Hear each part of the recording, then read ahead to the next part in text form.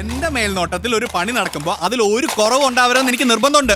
ആ പട്ടിയിലൊക്കെ സ്ട്രോങ് ആയിട്ട് അടിക്ക് 2 ഇഞ്ചിന്റെ ആണിയൊക്കെ വാങ്ങിച്ചതന്നല്ലേ. ഈ സിമെന്റ് ഒക്കെ ഇങ്ങനെയാണോ കുഴക്കുന്നത്? നന്നായിട്ട് കുഴച്ച് തേച്ചാലേ സെറ്റ് ആവുള്ളൂ.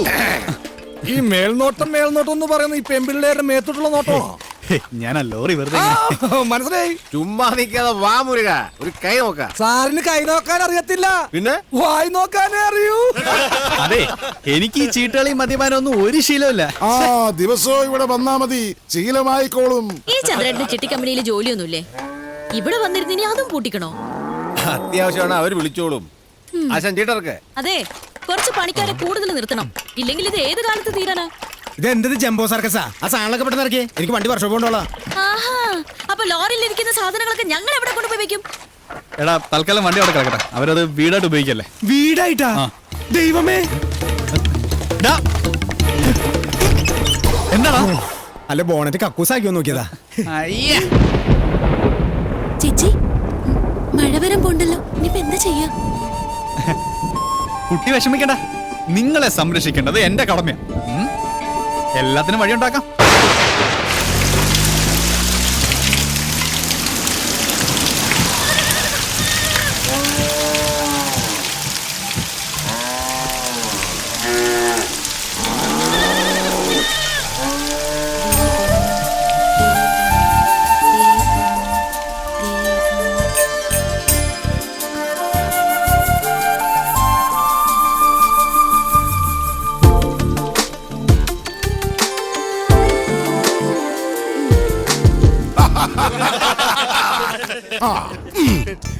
സലാമുണ്ട്. മഴ വന്നപ്പം മുരുക സാർ ഞങ്ങളെ ഇങ്ങോട്ട് കൂട്ടിക്കൊണ്ട് പോന്നു. ഇനി വീട് പണി കഴിഞ്ഞിട്ട് പോയാ മതി എന്നാ പറഞ്ഞിരിക്കുന്നത്. അല്ല, ഒരു കൈ ഇരിക്കുന്നോ? മുല്ലയ്യ, എന്റെ ബാത്റൂമിന് ലൈറ്റ് കത്തുന്നില്ല. ഒരു പെട്രോമാക്സ് കിട്ടിയ കാര്യം സാധിക്കാമായിരുന്നു. കിട്ടില്ല. ചേട്ടന്റെ ബാഗിലും മെഴുതിലുണ്ടാവോ? അതിന് കത്തിച്ചിട്ട് ഇല്ല. ചിരട്ട ഉണ്ടാവോ? അതിന് കത്തിച്ച് ആളിച്ചിട്ട്. എല്ലിയ കള്ളൻ മകൻ മുരുക, ഇത് സ്വന്തം വീടായിട്ട് കരുതിയാ മതി. എന്താവശ്യം ഉണ്ടെങ്കിലും മീനാക്ഷിക്ക് എന്നോട് ചോദിക്കാം. എല്ലാത്തിനും ഈ മുരുകണ്ണനുണ്ടാവും.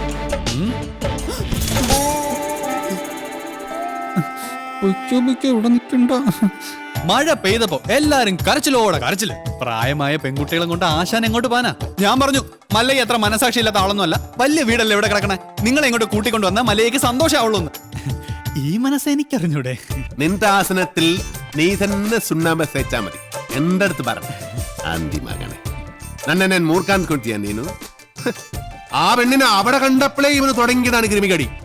ഇവന്റെ ആസനത്തിൽ സുണ്ണാമ്പ് തന്നെ തേക്കണം. അവരെ ഒരു വാടക വീട് കണ്ട് അങ്ങോട്ട് മാറ്റും. ശരി. അതെ, ഈ നാട്ടിൽ എവിടെങ്കിലും വാടക വീട് കണ്ടുപിടിച്ചോണ്ട് വന്ന തന്നെ ഞാൻ കൊല്ലും.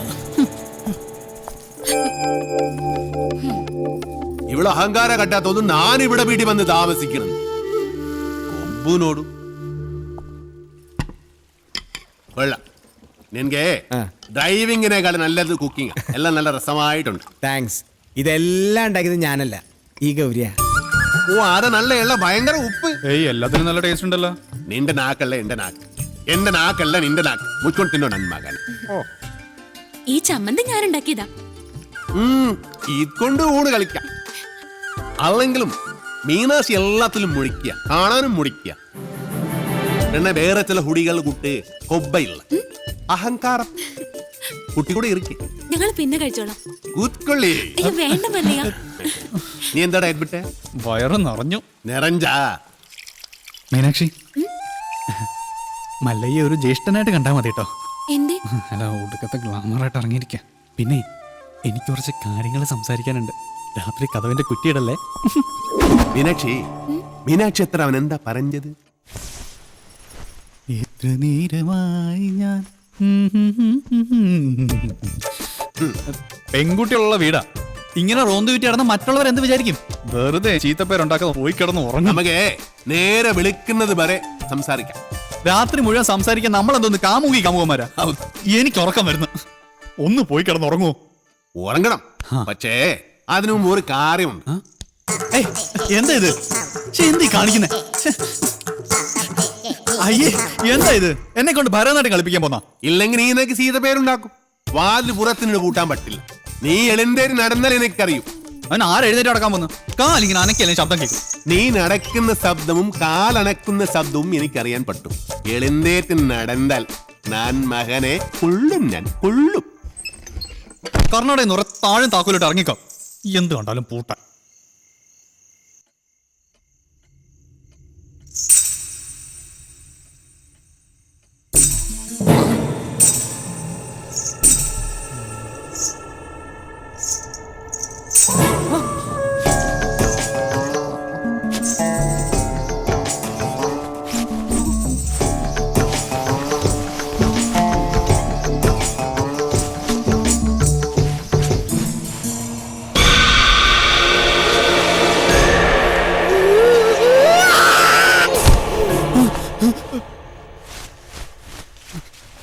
ശവം.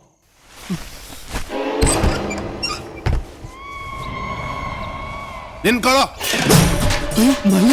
എവിടെ വിളിക്കുന്നു?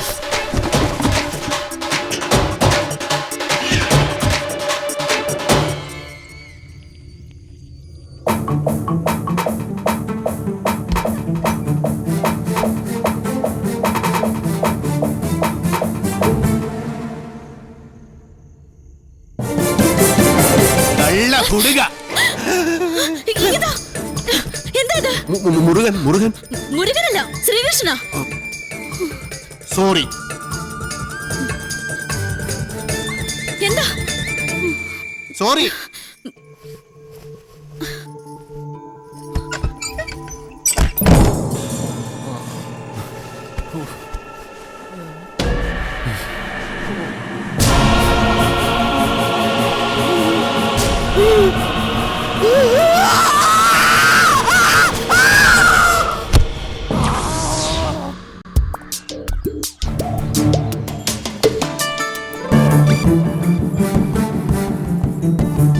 ഒന്ന് നിന്നേ. ആളല്പം ഡീസന്റ് ആണെന്നാ വിചാരിച്ചേ. നേരെ കാണുമ്പോ കുറ്റം പറിച്ചാലും ജാടയും. രാത്രിയായ ഇതാ പണിയല്ലേ?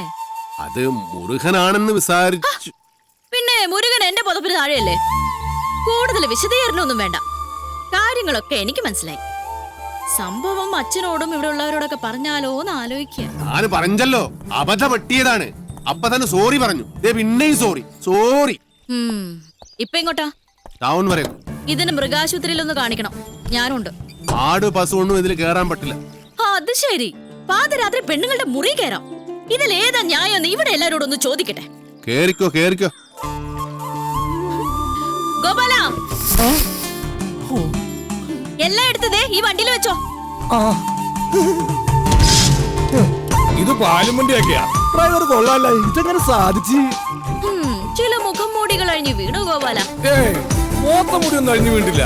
അത് അവർ തന്നെ ഉണ്ട്. മോത്തമുടി അഴിഞ്ഞു വീണ് ഷേവ് ചെയ്യണം.